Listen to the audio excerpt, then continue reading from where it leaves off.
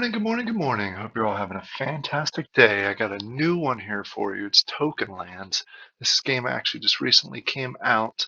It has a couple dynamics. It is another one of those that has a free-to-play aspect to it that allows you to build up your tokens so you can expand and get the NFTs and do other things. So I always like to highlight these. And I think it's got some really neat concepts to it. The artwork is fantastic. I love the art style to it. It's very space age, uh, punk kind of. I don't even know if that's the right terminology for it, but it's got a neat look to it. So I wanted to go ahead here and do both a white paper review and then actually show you the game. We'll actually probably spend most of the time showing you the gameplay with a few aspects in the white paper review, just because I don't have those items, so I can't really show you that side of it. But we'll touch on everything that's in the game now and plus the next steps of the game. So before we go ahead and dive in there, I really appreciate everybody that subscribed so far. If you haven't subscribed yet, please go ahead and subscribe. It really helps a lot. So I can make more videos like this, plus all the other games that I'm actively playing and continue to provide updates on those. So let's go ahead and jump into this. This is TokenLands, new game on Wax. It's right now. It's like I said, very new. If you're looking to get into a game, uh, this might be the one for you, especially since, like I said, it is free to play. So it has that very, very low entry point. But they also have the NFTs that really boost the game. So there's two sides to it. Before I really dive into all the details, I'm going to go ahead and throw the normal disclaimer out there. This is not financial advice. I'm not a financial professional. Please understand that you need to do your own research, make your own decisions before you dive into any games, just to make sure it's right for your situation. All right, let's go ahead into this. As you can see, the style is pretty neat. Scrolling down here, it's basically a futuristic game where there's 5 different territories that are now basically you can work in each of those 5 different territories to get the materials that you need in order to build these war machines. Eventually, these 5 territories are going to go at battle against each other. So it has some resemblance to Krypton, just from you join essentially a faction, and at one point you're going to battle against each other. So there's those elements that are there. The nice thing is with this is you can jump from one area to the next. In fact, you kind of have to a little bit if you want to get the different materials, because each area has specific materials that it focuses on. And we'll get into that here in a second. So let me scroll down here. These are the stakeable NFTs. You'll see as we go through, there's multiple different kinds of NFTs. These are the ones that you can go ahead and stake, and they'll provide you passive tokens, which is the T coin. That's the token of the game, and they range all the way from common up to legendary. And I think this one's considered a mystic or mythic. This is the one that needs to be crafted that you can't get out of the packs. I don't think you can get out of packs, at least. And then if we're scroll down here, these are the pack sales. All of them have sold out. You can get them on the secondary market. And in fact, they're decently priced right now, considering how many cards that you get in each of the packs. I think that's because it's still early. I'm not saying that it's going to explode, but obviously it is at that point of the game that uh, some people really like to get into the games. These are the different continents, the different areas that I was talking. I'll show you them actually in game. As part of the packs, you can actually get land sectors. So they're not having a separate land sale, but you have the opportunity to get sectors within the packs, and those are like normal lands. If you own that, if people use your land, you can charge a tax and get some residual income that way. You have different workers, anywhere from the workers themselves to miners, and we'll show more of the details of those. Eventually, in fact, there is ways that you can level up, and that actually gives you bonuses throughout the game. Staking, I already mentioned, with those cards above, that give you passive income with the commercial buildings. Then they have the auction, which isn't available now, which will be neat because it's in game and it's for the T coin. It's a way of burning and converting different tokens throughout the process. They have the bank, which is another form of staking. You'll notice there at the point in time right now, there is a lot of staking in the game, but they do have working activities. They do have mining activities that helps kind of break up just the set it and forget it type of game. As I mentioned, the mining, this is where you get different NFTs. As you all know from my past videos, love getting NFTs in game that you can either mine, harvest, or generate somehow. So this is one way to get it, and you take the NFTs and you can blend them up all the way up to the war machine NFTs that they have that you'll need down the road. All right, and just going down here, the War Factory. I think that's what it was called, the War Factory. And then eventually the continents are going to go to battle with each other. These are the different stages. As you can tell, it came out late last year. Really launched a lot of the game this quarter, Q2. I'm sorry, Q1. We're still in Q1 of 2022. And then they have a lot of activities that are coming up here in the near future. I won't spend too much time on that. What I'm going to do now is I'm going to dive into the game and occasionally jump over to the white papers just to give you some reference. If you do want to get the latest white papers, they don't have it on the website for some reason, but they do have it in the Discord. I'll have that link down below. You can go over there and check that out. Um, so let's look at it. When you first log into a game, this is what it looks like. These are the individual continents. When you first start off, you have to really pick a continent that you want to go to. Please keep in mind that once you pick a continent, you have to stay there for at least 10 days before you can transfer to another continent. Initially, the transferring from continent to continent is going to be free, but down the road, I think there's going to be some sort of fee in order to do that. They haven't really detailed what the fee is going to be. But this is the basic screen. When you pick a continent, it'll kind of correlate with the material that you can mine. This is the one that I'm on here, and I apologize, I'm not going to butcher the names. This one is the processors. And we got this one creates glass.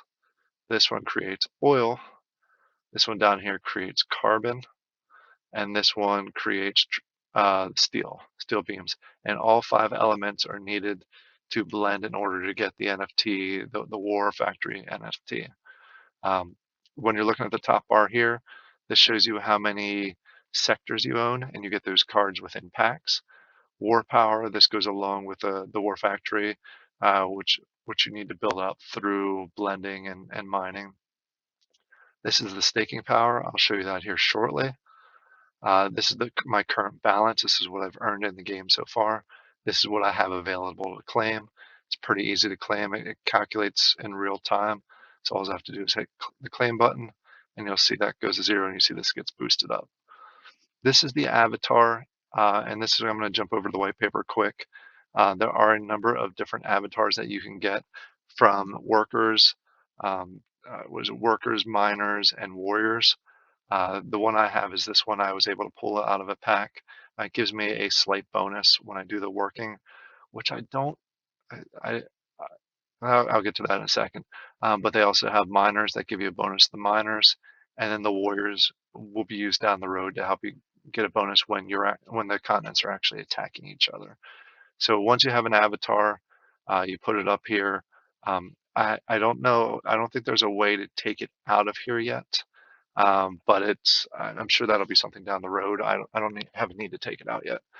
These are the different materials that you get from mining. Like I said, each one correlates with a continent, and each one has a different rarity. I'll do a mining here in a second once I get into that screen, but all the mining ones I've gotten so far with the process have been common. So I'm not sure if no matter what you do until you level up, you'll get commons.